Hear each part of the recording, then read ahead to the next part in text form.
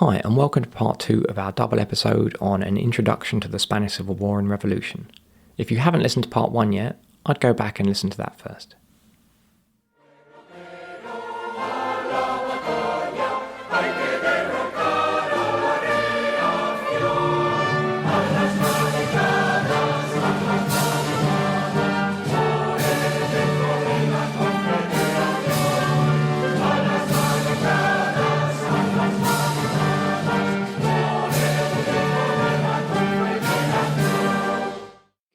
About a week after the start of the Spanish Civil War, around 2/3 of the Spain was in the hands of the Republican government or the revolutionary working class and peasantry, with the other third in the hands of the rebel nationalist military.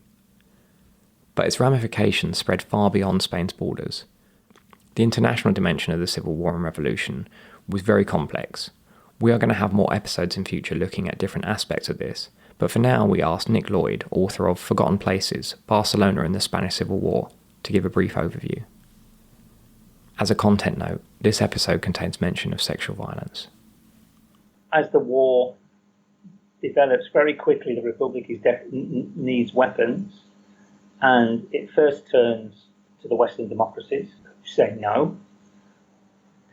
And because of that, the Republic is desperate. You can get arms, a few machine guns and stuff illegally on the market, Czechoslovakia, whatever, but it really does need big weapons, and the Western democracies have said no, so where else can they turn? And they turn to the Soviet Union, the second option, and they ship in the autumn of 36, the Republic, not the Communist Party as is sometimes reported, 70% of its gold reserves to the Soviet Union, which was actually the fourth largest gold reserve in the world at the time. And as I say, Stalin did send them some very good stuff, very good planes, the best the Soviets had, not as good as the Germans, but they were the best they had. And what was possibly the best tank in the world at the time, the T-26, which started to arrive in the autumn of 36 and probably saves the Republic in late 36. It certainly saves Madrid, and if they'd lost Madrid, that would have been it. And of course gives the Communist Party a huge role in the affairs of the Republic they never would have had, allows them to dictate military strategy, boom in numbers, and this is a role, as, for example, George Orwell reminded us, became a bit murderous, and the Republic looked the other way because it needed Moscow's weapons. I'm sure that most listeners will have heard of George Orwell, but just in case, he was a British author and socialist who travelled to Spain with his wife Eileen O'Shaughnessy to fight against the fascists, and later got shot in the neck for his troubles. He wrote a journalistic account of his experiences in his book, Homage to Catalonia. The Soviets sent 1,900 military staff, almost all clandestinely on Mexican passports. In contrast, 1,900, the Italians, sending aid to Franco, 78,000, Mussolini, which not far off bankrupted the Italian state and severely undermined his ability to wage the Second World War, because Mussolini's aid was absolutely ideologically driven. Now, Germany's role was slightly more ambiguous in that it was also to make money and much more calculating geopolitically as well, I think. The so-called Condor Legion, 19,000 technicians, so-called technicians rather, including large numbers of tank drivers and pilots. The Condor Legion was organised ultimately by Goering, and Goering had a very high turnover of staff in Spain. Why? Well, he admitted at Nuremberg, before he shot himself or poisoned himself, he wanted as many Nazis as possible to get experience in dropping bombs on humans.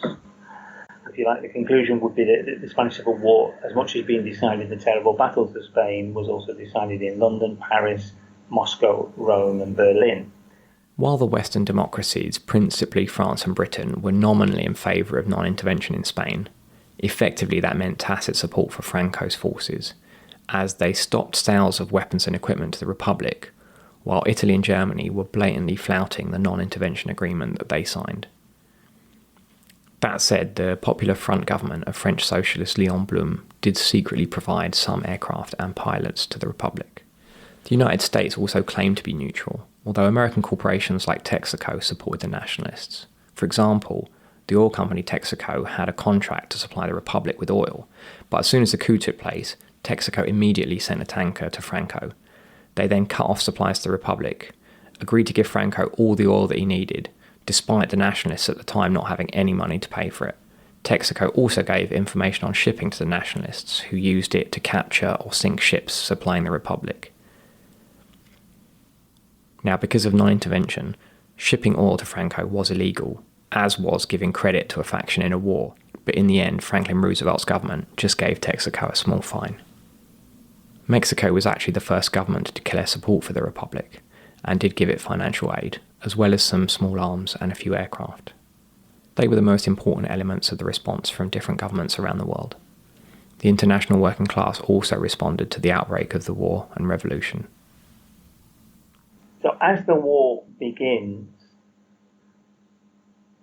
more and more workers from around Europe and even further afield are taking the defense of the Spanish Republic and the revolution, the social revolution, which is engendered by the failure of the coup, as their cause. We have to also think there were also a considerable number of refugees, political refugees in Spain anyway, from Argentina, Portugal, Italy, and Germany. And they are some of the first foreigners to fight against fascism right at the start of the war. Specifically, a group of Germans form the core. There are a bunch of Germans living in Barcelona, and they form the core for what becomes the International Brigades. As the weeks go on, in the summer of 36, more and more foreign volunteers are appearing in Barcelona, and the Communist Party realise they have to do something about this, because Stalin's initial reaction is to keep out of things. He doesn't want to antagonise the Western democracies. He's playing this long game. He's obsessed with his own defence above all, and he kind of doesn't really want to get involved in Spain initially. But he's basically told by people below him, Italian Communist Party leaders, for example, that they have to take advantage. They have to be seen to be helping in this international workers' movement. And so, at some point at the end of September, they come up with the idea. The initial idea, no one's actually sure exactly how it happens, but the International Brigades is formed. It's a remarkable achievement, which brought. Well, the estimate is it's about 40,000 foreign volunteers fought in Spain, of which perhaps 35,000 were in the International Brigades. And they come from really all over the world. But there were about more than 1,000 Cubans. There were 700 or 800 Arabs, something which is almost always forgotten, anti-colonial Arabs who fought together in Spain with their Jewish comrades. More than 20% of the brigaders were Jewish. 80% were working class. So that's kind of one of the older myths. Perhaps not so much now, but in the old days, but a lot of them were young, romantic intellectuals. Well, a very small percentage were young, romantic intellectuals. They they were the ones that wrote about it, or had been wrote about them. The vast majority were working class. And at the beginning of the war, they played a very important role militarily in the defence of Madrid and the battle, perhaps of Jarama also. As the war goes on, though, and that was a huge input of morale. The Spanish are seeing that foreign workers are coming from in solidarity, prepared to give up their lives for their cause, and this really engenders on the Republican side a great feeling of internationalism. That we're not alone. The government and the states have abandoned us, but the working class hasn't. As the war goes on, the International Brigades suffered terrible casualties. 10,000 died. I mean, they used as cannon fodder, really. And as the war goes on, the International Brigades, each division, there's not enough foreign volunteers arriving, and the foreign governments are making it harder and harder for people to come. And so they have to make them up with Spanish volunteers. So nearer the end, perhaps half the International Brigades were actually Spanish. I'm not sure what the figure is. And by the farewell of the brigaders in October 38, in a sense, they're a spent force. I mean, the Republic is not really, until right near the end, lacking men.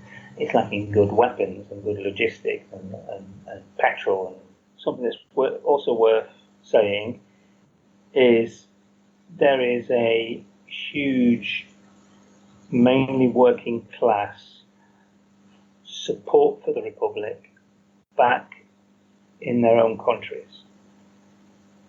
A few US cities, but above all France, the France of the Popular Front, Scandinavia, Sweden, Norway, and the UK. And I mean, to this day, it's still the biggest ADF in Swedish history. And we're not talking about the Swedish government being involved. We're talking about working class organisations. As we spoke about in part 1, Spain was a deeply divided society in 1936. There were also deep and fundamental divisions within the Republic itself, which erupted in May 1937 in what some have described as a civil war within a civil war. After 2 months, as the needs of winning the war seemed to become apparent, the pro-Republican party, which is the Liberal Republicans, the Socialists, and the Communist Party, managed to convince the revolutionary groups, the POUM and above all the CNT, to join a new government. And if they don't, they won't get weapons for their militias. And at the end of September 1936, for the first, and I guess not far the only time in world history, or almost, anarchists join a government, which is a bit of an oxymoron, but it's what happened. And of course, one of the greatest divisions, complexity of divisions on the left, we talk about those in favour of the Republic, those in favour of the Revolution, but actually one of the biggest divisions of all was actually within the anarchists themselves as well. Those in favour, who were the majority of working at some level with the Republican government during the war, and those in favour of an out-and-out revolution, who were probably the minority.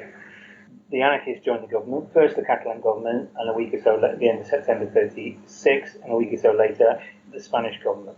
And they take national ministries, 4 anarchist ministers join the Spanish government. This leads to the collectives being legalised, more or less, and the revolution, some level, being legalised in Catalonia. But it creates more and more tensions because there's political limbo. Who's in power? Who's got control over the armed forces, the police, and the weapons, and the money? The situation in the autumn is relatively calm, but by January the tensions are really rising. These tensions would have existed anyway, and a lot of them go back to pre-struggles in the labour movement between the anarchist CNT and the socialist UGT, which at times were quite violent pre-war, but they're also amplified by the Soviet pressure on the Republican government to end with the POUM. So you've got internal struggles on the left, which go back a long way, and you've got an outside thing of Stalin's obsession with destroying all forms of Marxist opposition. And this leads to a slander campaign from about January 1937, maybe before that, against the POUM, insinuating that they might be fascist even. These tensions are rising. There are murders between all the groups in March and April 1937. And then these political tensions are just not going to last, and above all, they're not going to last in a state of war. And then finally, impacts inevitably explode in the terrible infighting, which are called in English the May Days or the May Events. The spark of this is when the police, who are now more or less in communist control, tried to take the telephone exchange, which was controlled by the anarchist CNT. And the workers there resist, and the city is an accident waiting to happen. Now, why did the police do that? Were they under Soviet instructions to provoke a reaction from the workers which would lead to the repression of the workers, which would allow them to crush the revolution and destroy the POUM? Or was it the Spanish Republican or Catalan government who just wanted to take control of communications from a working class organisation? I suspect it's more the latter, but the Communist Party certainly take advantage of the events. So whether or not they actually provoke the events is a debate, but they certainly knew how to take advantage of them. The workers there resist, and the city is an accident waiting to happen. Two sides chaotically emerge. On the one side we have the mass of the anarchist factory workers and the POUM, and on the other side we have Catalan nationalists, the Communist Party, and the police. And although I think something like 400 people were killed in the terrible infighting on the left in the streets of Barcelona in 4 or 5 days, I think it's also worth saying that probably the vast majority in any of the groups didn't want to be involved. We just did not know how to stop it. It was just something that no one knew how to stop. And after 5 days, the fighting kind of stops. A compromise appears to be reached. But very soon it becomes clear that it wasn't a compromise, that the Republican government and the Republican parties have won over the revolutionary parties. And the CNC has been completely outnumbered. It has made massive concessions over the previous months and been politically outnumbered.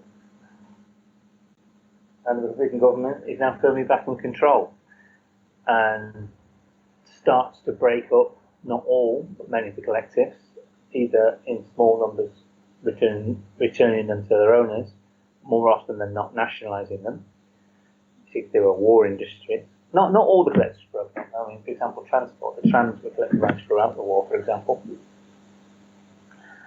And the Republican government, is now firmly back in control and able to concentrate on rebuilding its army and state to fight the war. The Republican government has two strategies. One, it wants to end the social revolution because it's not an anarchist government. It's a socialist, probably democratic socialist government. So, of course, it's in his interest to destroy these collectives. And two, it's doing so because it sees it's the only way it can win the war is by having a centralised war effort. Now, the Communist Party is similar in a way. It also sees that the only way they can win the war is through a centralised war effort. It is also not interested in a social revolution in Spain because Stalin's objective at that moment is an agreement with Britain and France, and he doesn't want to antagonise Britain and France. And the Communist Party now have a lot more power. They don't take over the government. It is a plural government. I mean, to give you an idea, the anarchists were kicked out, but 6 months later they were back in. It's the C&T who are the real victims, and the small section of the anarchist movement who was absolutely against any form of collaboration with the government. So the Communist Party don't take over the government, but they have a lot more power now, and they express that through illegal prisons where awful things do happen.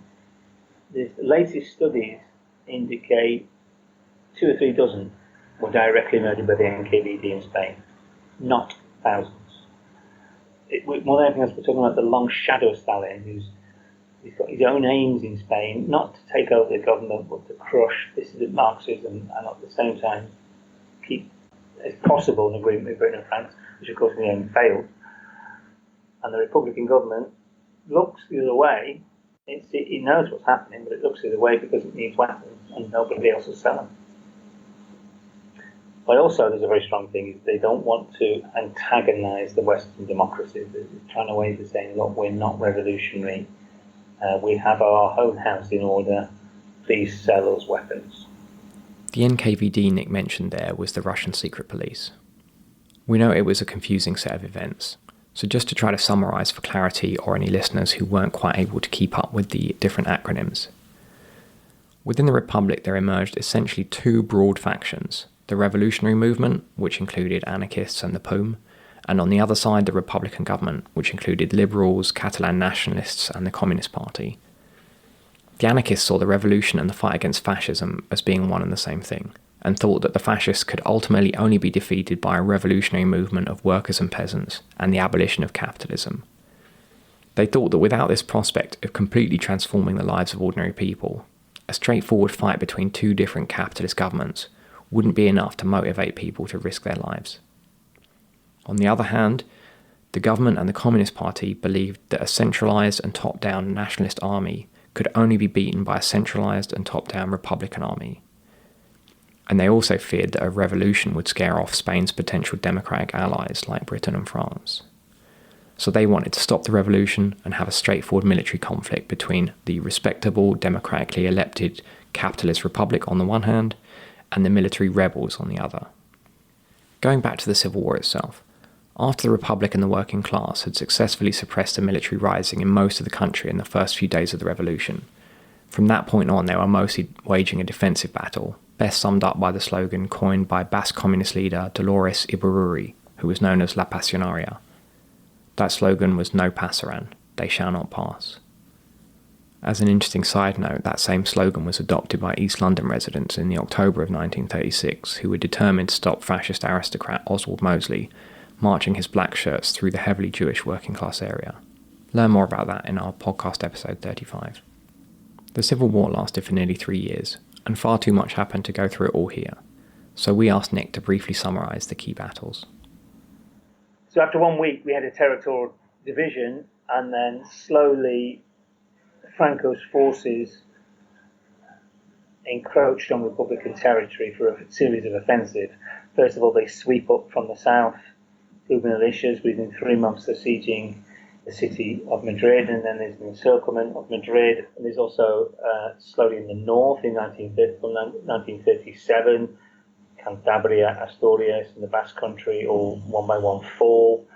And then we have two of the worst battles of all, which were Teruel in the winter of 37-38 in Aragon, fought under really awful conditions in blizzards. The temperatures dropped to minus 18. As the international press talks about this Siberian war, which the Republic appears to take. What the Republic successfully takes Teruel, and it appears that it's a fighting force again, but it's a Pyrrhic victory, and then Franco's troops retake Teruel and split Republican territory in two by early 38, spring of 38, and that leads us to the Battle of the Ebro, which is the Republic's last roll of the dice in the summer of 38, the biggest battle in Spanish history.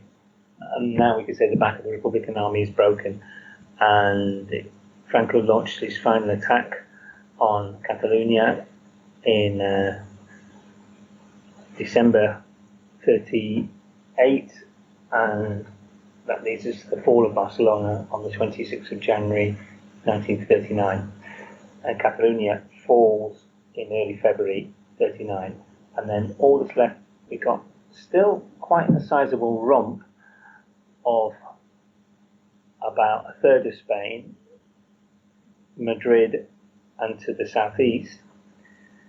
That finally capitulates on the last day of the war in April, the 1st of April 1939, and that's the end of the war.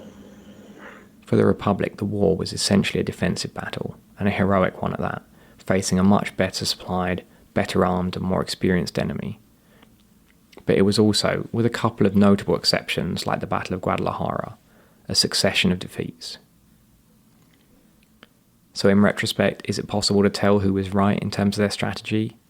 Was it the anarchists who thought that only the revolution could defeat the fascists, or was it the Republican government who thought that only a centralised force with military discipline could? Well, certainly it was true that the primary strategic victories for the Republic were just in the first few days of the conflict, when it was the armed working class who successfully suppressed the military rising. But military historian Anthony Beevor points out in his excellent book, Battle for Spain, that they bore a heavy cost for these victories. Many of the anarchist fighters in particular were so fanatical in their beliefs they essentially sacrificed themselves unnecessarily. So for example, in one instance, after having surrounded a rebel military barracks, rather than simply waiting until those inside were forced to surrender, they attacked en masse and did successfully overrun it, but suffered huge losses, including many leading organisers. In the period of conventional warfare, the revolutionary militias were starved of arms and ammunitions, and so couldn't be expected to perform particularly well. But after the government militarised the militias, i.e. turned them into a regular standing army, they didn't fare much better. And worse, without the internal democracy they had before, they were subjected to the whims of politicians, who ordered numerous offensives for propaganda reasons to try to improve morale, which failed spectacularly. Either way, whichever strategy you sympathise more with, the war ended in victory for the nationalists.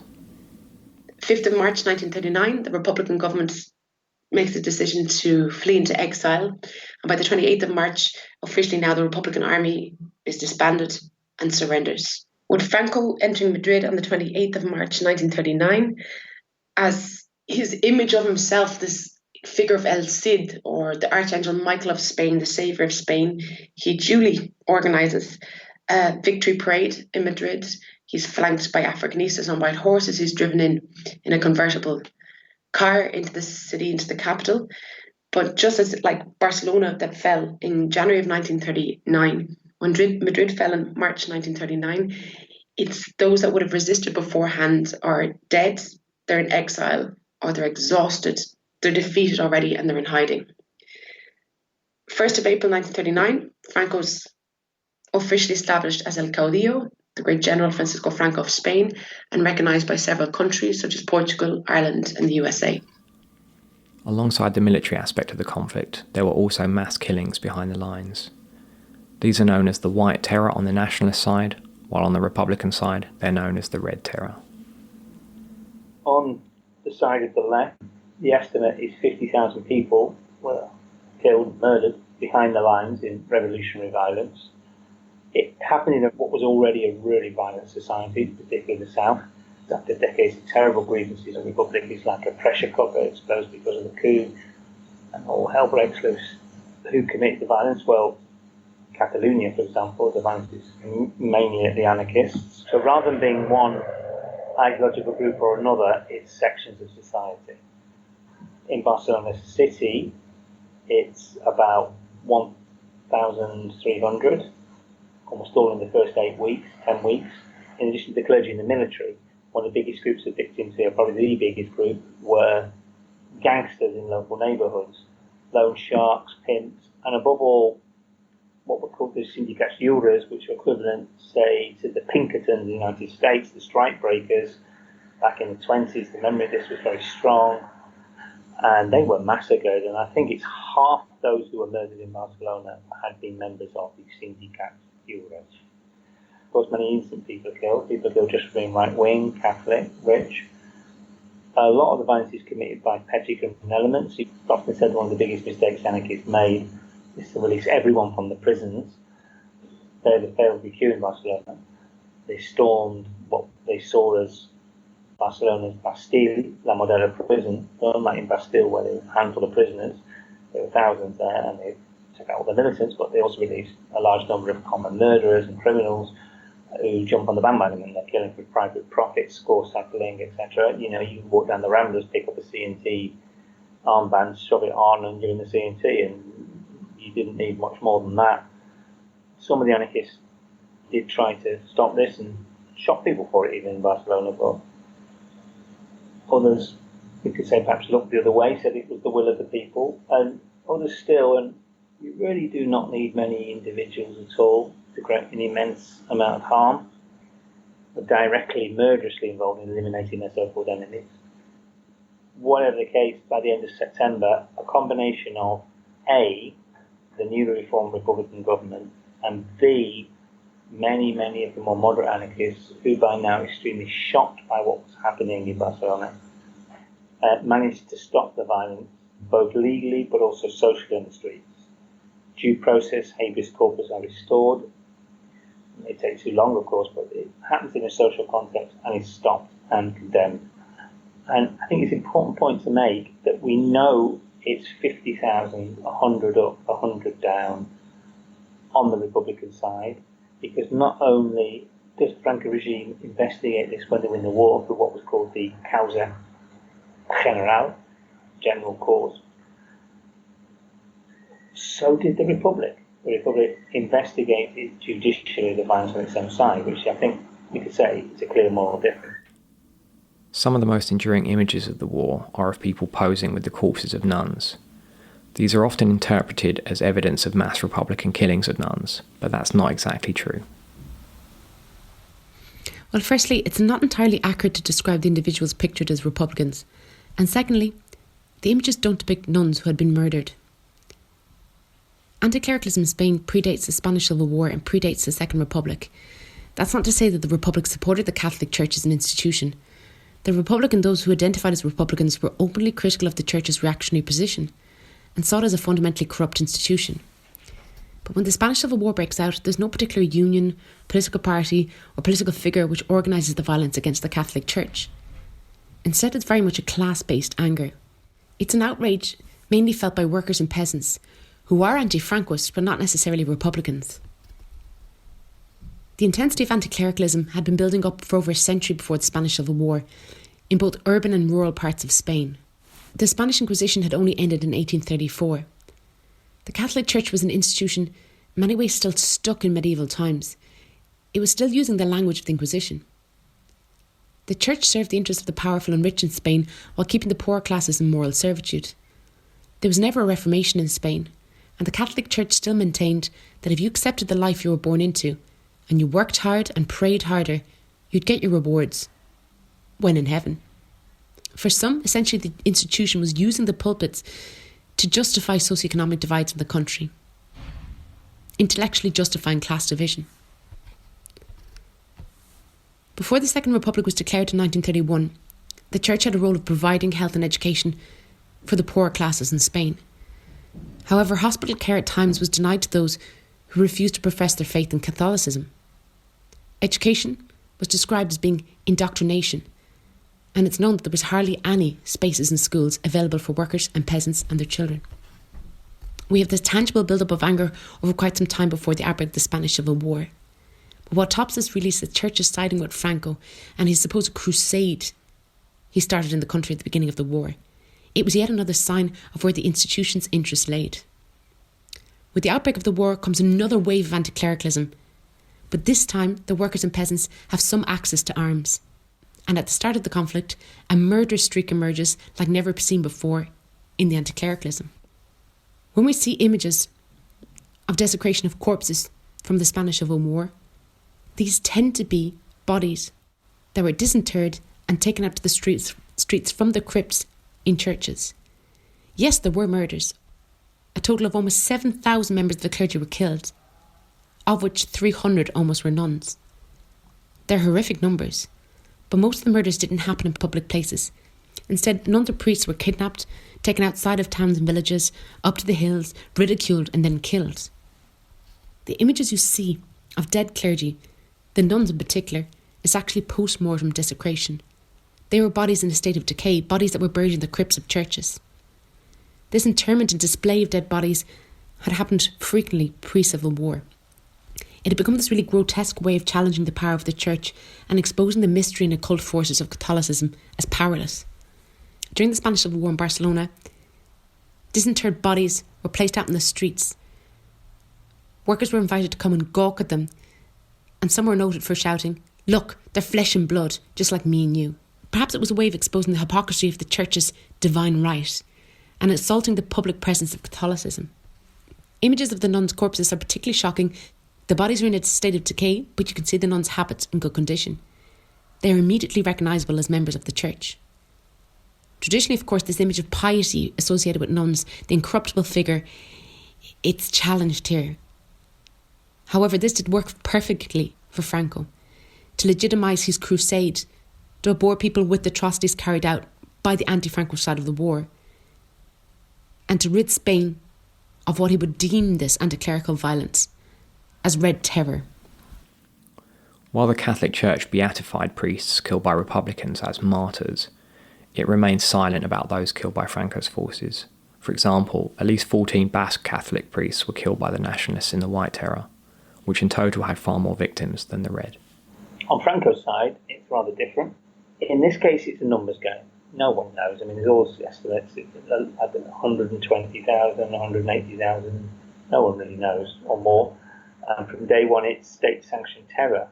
General Moller, who was the initial director of the coup, he said on the first day, "We must sow terror, we must create a sensation of horror, we must eliminate, without scruples, all those who do not think like us." It's accompanied by mass rape, mass torture. These are tactics that just do not exist on the Republican or revolutionary side. I'm not saying things didn't happen, of course they did, but it was never systematic. And this is a very marked difference is the treatment of women on the Republican side and how leftist women were treated on Franco's side. They go out to village after village, who voted for the left, who's an electoral official, who's the teacher in those new schools against the wall. Franco said, in fact, to a journalist from the New York Times, "I'll shoot half of Spain if I have to paraphrase. After the war, 50,000 more died of use in Spain's prisons, concentration camps, probably doubled or tripled those figures if it hadn't been for the exile. 200,000 died of starvation as a direct result of the war and food aid to Nazi Germany. Millions of lives ruined on both sides, families ripped asunder by war, ideology and exile." Many people were forced to flee what would be certain death. 500,000 anti-fascist refugees travelled mostly on foot across the Pyrenees to seek refuge in France. There, many of them were interned in concentration camps, in often appalling conditions where large numbers died. On following the Nazi takeover of France, many of these camps were simply taken over by the Germans and run even more callously and brutally. Mexico also took around 20,000 refugees who were considered to be of the right, quote, race and, quote, blood.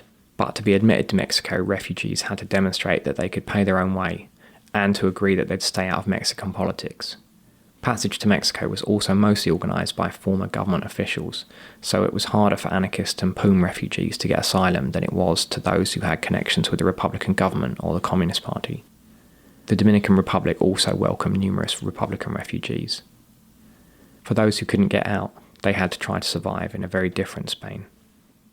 After the war, when Franco wins, you can tell who wins and who loses by the way people walk. The defeated are stooped, marked out as being scum, barbarians, not even allowed to dignify their own dead. And Spain becomes a state of fear.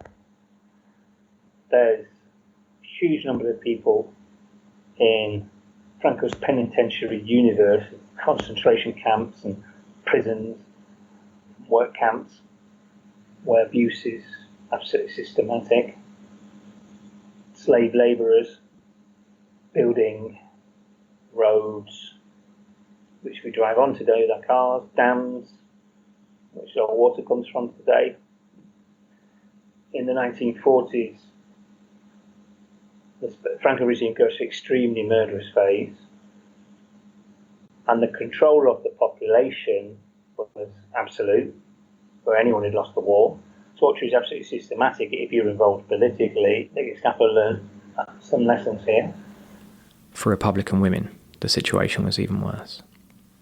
After the war, the women undergo a double defeat. One for their ideas, be they liberal or revolutionary, and two, quite simply, the condition of being women. They're kicked back into the Middle Ages. At the very least, they become the property of their husbands, as do right-wing women.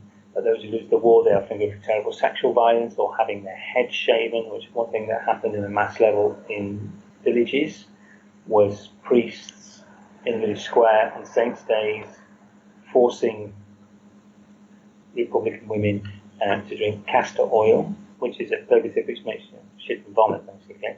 And then they would be jeered at as they were paraded around the square.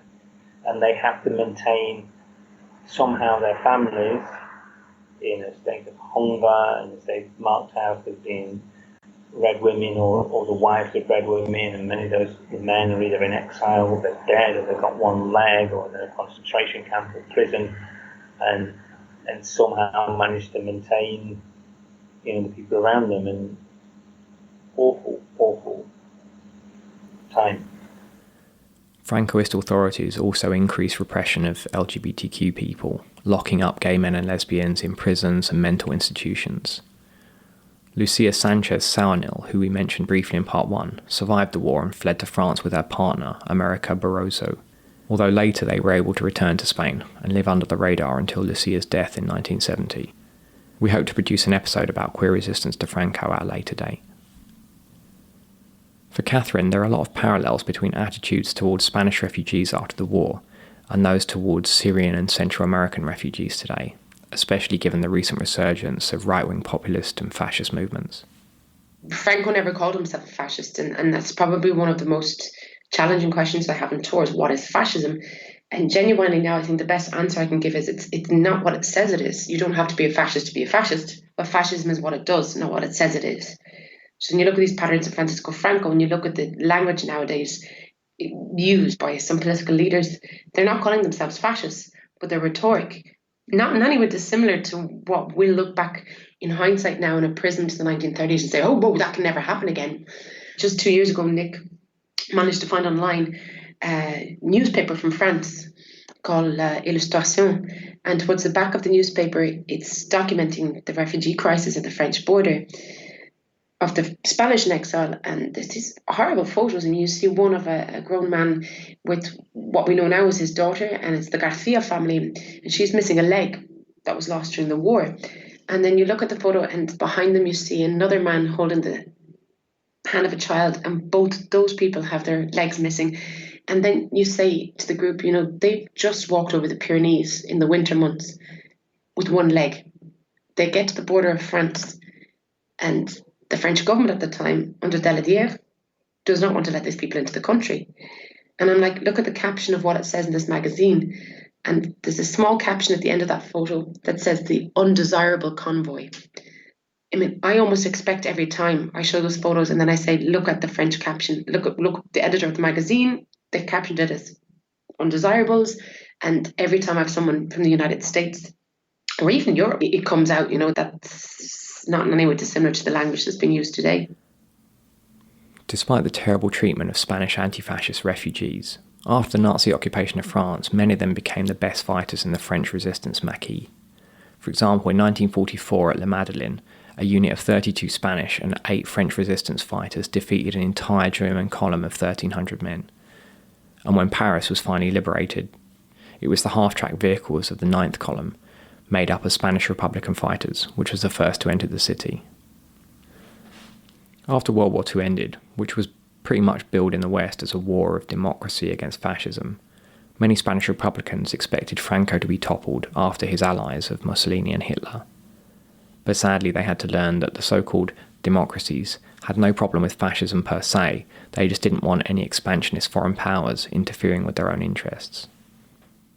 With this realisation, that only the working class and poor population of Spain could defeat Franco, many fighters returned to the country to join the underground guerrilla resistance, which would fight on against insurmountable odds for many years.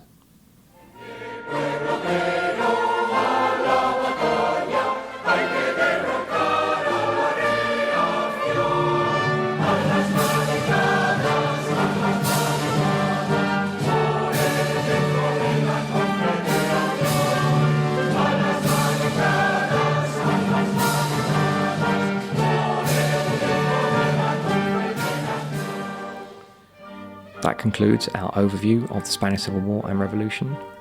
Now we're going to say a little about where you can find out more and give some more info about Nick and Catherine's work.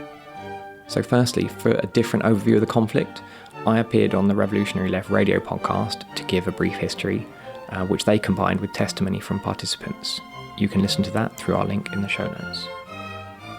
We've got episodes in the pipeline on international volunteers in the Civil War. Did any members of your family volunteer? If so, please get in touch and let us know. Drop us a line on info@workingclasshistory.com. We also plan on making episodes about Spanish fighters in the French resistance and the guerrilla resistance to Franco, so make sure you subscribe today to make sure you don't miss them. On the webpage for this double episode, we've got photos, sources and links to further reading. We've also got books and merchandise about the Spanish Civil War and reproduction posters available in our online store. Links to all that in the show notes.